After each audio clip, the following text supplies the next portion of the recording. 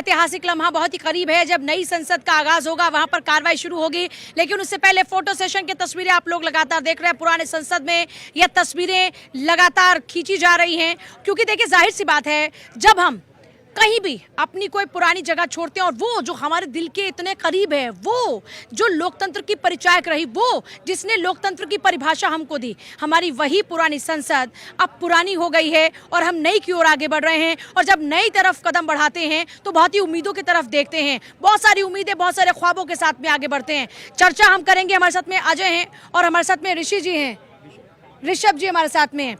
दोनों का एक बार स्वागत करूंगी क्योंकि हमारे साथ में अभी दोनों जुड़े हैं। और अजय जी, अब मैं आपके साथ शुरुआत करूंगी क्योंकि बीजेपी के लोगों से मेरे बहुत सारे सवाल रहे। अब मैं कांग्रेस के लोगों से ये जानना चाहती हूँ, वो नई उम्मीदें, वो नए सपने इस नई संसद के साथ में क्या हैं? देखिए, नया संसद जिस तरह से संसद तो एक हो सकता है फिलहाल एक नई इमारत खड़ी हुई है, लेकिन इसकी बुनियाद बहुत पुरानी है। और भारतीय संसदीय परंपरा का जो बुनियाद है, जिसको हमने कई वर्षों स्वतंत्रता आंदोलन के पहले भी हम उसके लिए लड़ाई लड़ा, हम सबने मिल करके, हमारी नेताओं ने, क्रांति का कहीं ना कहीं बीज था और उसका परिणाम आज हम देख रहे हैं। तो उस पुरानी संसद से लेकर आज तक जो भी निरंतरता है, वो निरंतरता कायम रहे। और सबसे बड़ी जो बात है, लोकतंत्र सिर्फ दीवारों से नहीं जानी जाती है, लोकतंत्र उसके बुनियाद से जानी जाती है, उसमें परंपराओं से जानी जाती है, मूल्यों से जानी जाती है। और जो मर्यादा है लोकतंत्र की, वो डिबेट, डिस्कशन और आपस में जो है वाद विवाद संवाद की जो प्रक्रिया है वो कायम रहे। वो कितना कायम रहता है? लोकतंत्र में जो विधायिका है, विधायिका के जो है जिम्मेवार बनाती है सरकार को इस संसदीय परंपरा में। तो सरकार कितना जिम्मेवार होगी हमारे इस संसद के प्रति, ये महत्वपूर्ण है। उसमें कितने बिल पास किए जाएंगे, कितने समय उस पर डिस्कशन डिबेट वहाँ होगा, कितनी वहाँ पे ज़्यादा से ज़्यादा वहाँ पे जो है सेशन चले। और सेशन के साथ जो स्टैंडिंग कमेटी है, उस स्टैंडिंग कमेटी में जो जब कानून पास हो तो कानून को कम से कम रिव्यू के लिए स्टैंडिंग कमेटी में भेज करके हम उस पर वास्तविक तौर पे चर्चा और चिंतन करें, न कि अचानक कोई कानून पास करा दे। इधर कुछ सालों में ये परंपरा ज़्यादा बढ़ी, पहले ऐसी नहीं थी। तो मेरा मानना है कि जो परंपरा ऐतिहासिक तौर पे रही, पुरानी संसद, नई संसद, हम दोनों का स्वागत कर रहे हैं। पर नई संसद के साथ हो, लेकिन परंपरा पुरानी होनी चाहिए। बनी तो एक्सपेक्टेशन आपने सुन ली, कह रहे हैं कि साहब नई संसद हो या पुरानी संसद, परंपरा पुरानी होनी चाहिए। जो कल्चर एक एस्टैब्लिश हुआ था, उस कल्चर को आप लोग फॉलो करें, ये नहीं कि धप्पा धप्पा खेलें। पूजा जी, सबसे पहले धन्यवाद भारत 24 का, जिन्होंने आज महत्वपूर्ण विषय पे चर्चा में आमंत्रित किया। हम भी चाहते हैं पुरानी परंपरा रहे, लेकिन पुरानी परंपरा की अगर हम बात करते हैं तो हमें विपक्ष की भी पुरानी सभ्यता को याद करना पड़ेगा। जब इस देश की संसद में कांग्रेस लंबे समय तक सत्ता में रही तो हम विपक्ष में थे। सबसे ज्यादा विपक्ष में किसी को रहने का अनुभव है तो हमें है। और लेकिन हमने कभी भी विपक्ष में रहते हुए सरकार की नीतियों का विरोध किया, देश का विरोध नहीं किया। हमने कभी भी सरकार में रहते, विपक्ष में रहते हुए इनके कार्य पद्धति का विरोध किया, लेकिन कभी भी अपने भारतीय संस्कृति पे सवाल खड़ा नहीं किया। तो हम भी चाहते हैं पुरानी परंपरा के साथ साथ सत्ता भी अच्छे ढंग से चले, विपक्ष भी अपनी भूमिका को समझे, ताकि इस देश की लोकतंत्र की खूबसूरती बनी रहे। तो समझ गए आप कह रहे हैं कि साहब आपके ऊपर भी तो उतनी जिम्मेदारी है जितना आप इनके ऊपर ठीकरा फोड़ रहे हैं। संसदीय लोकतंत्र प्रक्रिया में पक्ष और विपक्ष दोनों की जिम्मेदारी होती है। और मुझे लगता है कि यही खूबसूरती इस देश में, जब भी संविधान सभा में इसकी चर्चा हुई थी कि संसदीय लोकतंत्र क्यों, तो उस समय के जो हमारे B.R. अम्बेडकर साहब हैं, महात्मा गांधी के भी उसमें बहुत सारे विचार थे, नेहरू जी थे, इन लोगों ने इस प्रक्रिया को इसीलिए अपनाया था कि चेक एंड बैलेंस जो है कार्यपालिका पर रहेगा और सरकार जो है तानाशाही नहीं बनेगी, तानाशाह नहीं बनेगी। बहुमत का जो घमंड है वो किसी भी सरकार को नहीं होनी चाहिए। आज आप देख रहे हैं ना, इससे पहले कृषि कानून का क्या हाल हुआ, क्यों इस तरह से नौबत आई, क्यों उसको अध्यादेश के तहत पास कराया गया। अभी भी हम मांग कर रहे हैं और मुझे पूरा है, जिस तरह से अभी चर्चाएं आपने की भी है, कथित तौर पे जो महिला आरक्षण की बात आ रही है, अभी भी संशय एकदम हमारी पार्टी तहे दिल से अभी नहीं पहले से स्वागत करी। हमने संशय इसलिए कि उसको सर्वदलीय बैठक में अभी चर्चा करा लेनी चाहिए थी। अभी तक आपको और हमारे साथी को नहीं पता कि आएगा नहीं आएगा। हम बार बार चाह रहे हैं कि वो आए। इन्होंने नहीं, मैं उस पे आ रहा हूँ, लेकिन इन्होंने तानाशाह की बात कही तो मंद मंद मुस्कनियां, जो एक कहावत है ना, वो अंदर से कहीं ना कहीं निकल कर आती है। तानाशाह की बात कांग्रेस कर रही है, जिन्होंने 1977 में देश को आपातकाल दिया, जिन्होंने 1983 में केवल बदला लेने की बड़ी राजनीति, इतने बड़े दंगे को दिखाया।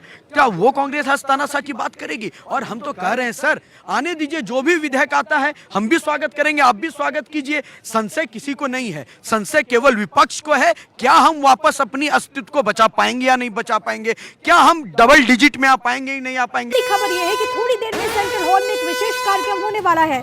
सेंट्रल हॉल में सुबह 11 बजे से, यानी कि अब से आधे घंटे के बाद ये कार्यक्रम शुरू होगा। 12:35 तक ये कार्यक्रम चलेगा। संविधान की कॉपी लेकर नए संसद भवन में जाएंगे प्रधानमंत्री नरेंद्र मोदी। पुराने भवन से नए संसद भवन तक वो पैदल जाएंगे। पीएम के साथ सभी सांसद भी नए संसद भवन जाएंगे। तो ये बड़ी खबर है और ये लम्हा बेहद खास है, क्योंकि पूरी तरीके से ये स्वदेशी संसद भवन, जिसका निर्माण इस तरीके से किया गया है, तमाम तरह की आधुनिक सुविधाएं, और इसको लेकर लंबे वक्त से कवायद चल रही थी। लेकिन अब ये नई संसद भवन, जहां से देश को एक नई राह मिलेगी, यहाँ से एक नई दिशा तय होगी। और जो जानकारी है वो ये कि आज ही, क्योंकि लोकसभा की कार्यवाही दोपहर के 1:15 से शुरू होने वाली है, राज्यसभा की कार्यवाही 2:15 पर शुरू होगी। और ऐसे में एक ऐतिहासिक फैसला ये हो सकता है कि आज ही सदन के पटल पर वुमेन रिजर्वेशन बिल को रखा जाए। लेकिन अभी जो बड़ी खबर है वो ये कि फोटो सेशन के बाद तमाम सांसदों के साथ प्रधानमंत्री नरेंद्र मोदी पैदल ही नई संसद भवन जाएंगे, और इस दौरान उनके पास हाथों में संविधान की प्रति रहेगी। बकायदा एक बैग को तैयार किया गया है, जिसमें सभी जो सांसद हैं उनके नाम लिखे गए हैं। और इसमें भी संसद भवन में जब वो प्रवेश करेंगे, नई संसद भवन में, तो उनके हाथों में संविधान की कॉपी होगी, तमाम जो सांसद हैं उनके पास भी। और इसके साथ ही साथ एक सिक्का भी होगा और स्मारक भी होगा, जिसके साथ वो नई संसद भवन में शामिल होने वाले हैं, वहाँ पर प्रवेश होगा। कुल मिलाकर ये लम्हा बेहद खास है। लेकिन ग्राउंड जीरो से महा कवरेज भारत 24 पर आप लगातार देख रहे हैं। एक बार फिर से आपको लिए चलते हैं विजय चौक, मेरी सहयोगी पूजा यादव के पास। ये लगातार तस्वीरें आप देख रहे हैं, वो ऐतिहासिक तस्वीरें भी आपने देखी। लोकतंत्र का नया मंदिर बनकर तैयार है। लोकतंत्र में एक नई इबारत लिखने को भारत की जनता भी बेताब है। और सबसे बड़ी बात यह है कि अब से कुछ ही देर बाद वो लम्हा होगा जब कामकाज नई संसद में शुरू होगा।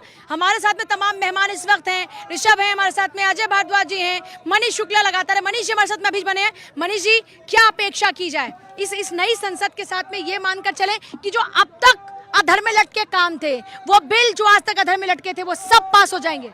निश्चित रूप से न केवल बिल पास होंगे, बल्कि हमें देखते हैं कि जो पिछले 5-6 दशक तुष्टीकरण की राजनीति में निकल गए, किसी एक वर्ग को खुश करने में निकल गए, नेशनलिज्म यानी राष्ट्रवाद की बातें तक नहीं हुई। अब वो शुरुआत जैसे अगर इस पुरानी संसद से हुई है, तो नई संसद में उनका आगाज से लेकर अंजाम तक होगा। एक नए भारत का विकास और नए भारत का उसकी जो चमक है, वो पूरे विश्व को दिखा देगी। विकास की बात करें तो भारत में आज तक विकास नहीं कर पाए क्या कांग्रेस वाले लोग? विकास हुआ है, विकास, लेकिन जिस रफ्तार से हमारे पीयर कंट्रीज ने जो 1940 के दशक में आजाद हुए, हमारी तुलना में बहुत हमसे आगे निकल गए। हम अपनी छोटी क्षुद्र राजनीति में, तुष्टीकरण की राजनीति में, वोटों की राजनीति में और गरीबों को ऊंचा करने की राजनीति में रह गए। काम कुछ नहीं किया, अपना अपना पेट भर लिया। उस दिशा से आगे निकलकर हमें इस तरीके से करना पड़ेगा ताकि समूचे देश का विकास हो, हम सबके बीच में राष्ट्रवाद की भावना और तेजी से प्रज्वलित हो। राष्ट्रवाद की भावना प्रज्वलित होगी। दरअसल में मकसद अब ये है इस नई संसद का। अभी तक आप राष्ट्रवाद की वो भावना नहीं लोगों के मन में जगा पाए थे। पूरा देश जानता है, संसदीय परंपरा जो है अपने आप में राष्ट्रवाद की एक द्योतक के रूप में है, एक प्रतिबिंब है। संसद जो है एक विधायिका सिर्फ बिल्डिंग नहीं है, भवन नहीं है, वो भावना है। और उस भावना के साथ ही पूरा देश जो है, सभी दल, मैं तो कहता हूँ पक्ष विपक्ष सभी, नेहरू जी से लेकर के और आज तक जिन लोगों ने भी संसदीय परंपरा का निर्वहन करते हुए यहाँ तक लाने का काम किया, वो अपने आप में। ये सरकार इन संसदीय परंपराओं का करती है निर्वहन की नहीं? मैं बीच बीच वाला मैं बीच बीच में नहीं, बीच बीच में बोलेंगे तो मैं नहीं बोल पाऊंगा। आज बड़ा शुभ दिन है और शुभ दिन में शुभ शुभ ही होना चाहिए तो अच्छा लगता है। लोग नया भवन जो है हमारा जो है आज शिफ्ट हो रहा है, लोकतांत्रिक प्रक्रिया के तहत सभी दल के लोग वहाँ पे उपस्थित हैं।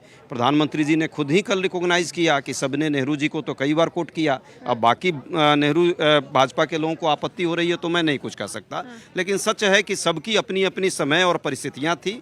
वाजपेयी जी ने भी बहुत काम किया, वाजपेयी जी को भी लोग कोट मेरा ना करते हैं। कल से एक सवाल है लगातार विपक्षी पार्टियों से, सत्ता पक्ष से तो है ही, देखिए जिम्मेदारी दोनों की होती है, सत्ता पक्ष की भी विपक्ष की भी, लेकिन जब हम इस नए लोकतंत्र के मंदिर की बात कर रहे हैं तो क्या मैं ये अपेक्षा करूं कि विपक्षी पार्टियां अगर शोरगुल भी करती हैं, होना चाहिए शोरगुल, सवाल पूछे जाने चाहिए, लेकिन उसमें हंगामा हो और जनता की गाढ़ी कमाई का पैसा यूं ही जाता रहे, कार्रवाई चल ना पाए, जनता के हितों की बात हो ना पाए, ये तो प्रदर्शित नहीं होगा। देखिए रिपोर्ट यदि उठाकर आप देखेंगी तो 16वीं लोकसभा और अभी जो 17वीं लोकसभा है, सबसे कम समय के लिए इसको ओपन किया गया। पहली बात, जो सेशन होना चाहिए सबसे कम है, बहुत कम है, और जो बिल पास करके और बिल को जो स्टैंडिंग कमेटी में डाली जाती है, जिसके लिए संसदीय परंपरा जरूरी है, वो जो कोई भी बिल आए स्टैंडिंग कमेटी के लिए, तो मात्र 13%, जो पहले बहुत ज़्यादा होते थे अब बहुत कम हो गए हैं।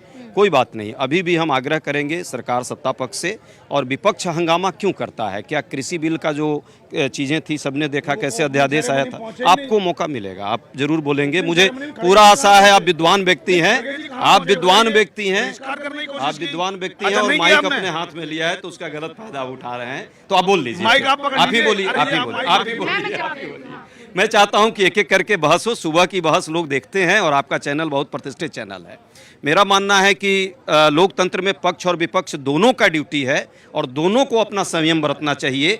पक्ष का काम है सरकार के काम काज को पब्लिक डोमेन में ला करके और बहस डिबेट डिस्कशन कराना। लोकसभा का काम यही होता है, विधानसभा राज्यसभा का यही काम है, संसदीय परंपरा यही कहती है। और विपक्ष का काम है कि डिस्कशन और डिबेट को प्रमोट करना, और उसके साथ यदि कोई सरकार के पक्ष पर कोई कमी रह जाती है तो उसको उजागर करना, उसको एक्सपोज करना। यदि इस प्रक्रिया में कोई किसी को प्रॉब्लम हो रही है, एक्सपोज करने वाले हैं, मतलब देखिए, कोई अभी प्लानिंग तो होगी, जैसे सरकार ने देखिए प्लानिंग की कि हम किस एजेंडा पर जा रहे हैं, विपक्ष की भी तो कोई प्लानिंग अभी तक सरकार ने जो एजेंडा दिया है, उस एजेंडा के तहत चुनाव आयोग पर प्रहार करने का, उसके पारदर्शिता पर प्रश्न करने का, मुख्य चुनाव आयोग जो उस निर्णय की प्रक्रिया में भागीदार होते थे मुख्य चुनाव आयोग को चुनने में, उसको हटाने का काम करने का अभी प्रस्ताव लाया है। हम उसका विरोध करेंगे। यदि कथित तौर पे जो बात आ रही है आप लोगों के माध्यम से कि सरकार महिला बिल लाना चाहती है, उसका हम पुरजोर स्वागत करेंगे। तो ये विपक्ष का सकारात्मक भी रुख है।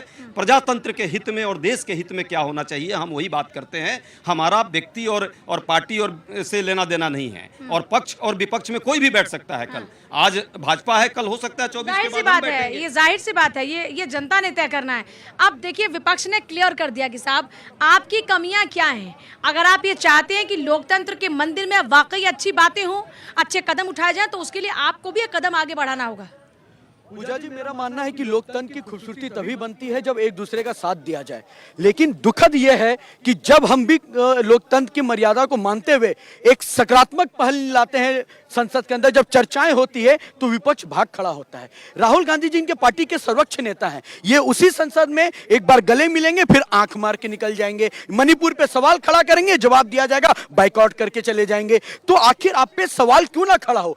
आपके ऊपर विश्वास कैसे लोग कर सके? आपके ना तो अपने संगठन के घटक दलों में विश्वास बन पा रहा है, ना तो संसद के अंदर आप विश्वास बना पा रहे हैं। अक्सर देखा गया है पूजा जी, जब इस देश में कोई भी सीरियस इशू पे टॉपिक पे बात चलती है, चाहे बात हमारी सेना पे हो, चाहे बात हमारे देश की महंगाई पे हो, चाहे बात हमारी देश की महिलाओं पे हो, कभी भी एक कोई suggestion positive point of view लेके विपक्ष नहीं आता।